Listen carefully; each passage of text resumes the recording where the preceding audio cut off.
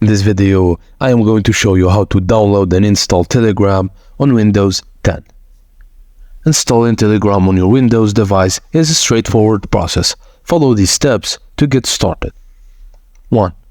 Open your preferred web browser like Google Chrome and go to the official Telegram website. 2. Look for the install button on the website. Click on it to begin downloading the Telegram application. 3. The website will automatically redirect you to the Windows Store app, or you can download the file directly. Once the download is complete, the installation process will take about 2 to 3 minutes. After installation, Telegram will appear in the All Programs list of the Start menu.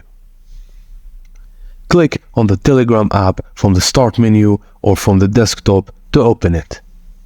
You'll see a Start messaging button. Click on it to proceed to the login window. A QR code will be displayed for easy login. If you have an active Telegram account on your mobile phone, scan this QR code to sync your chats.